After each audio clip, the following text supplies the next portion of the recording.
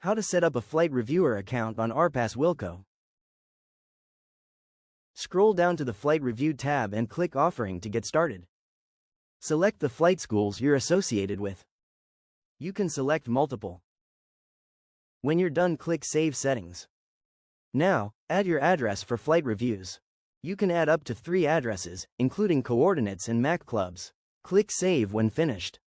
Under Flight Review Offering, check the box next to the services you want to offer. Set your price for the service. Your price is up to you, as long as it's within the allowed range. Right now, you can provide Advanced Flight Review Prep, Advanced Flight Review, Level 1 Complex Flight Review Prep, Level 1 Complex Flight Review. But to offer Level 1 complex services, you must provide us with your certificate first.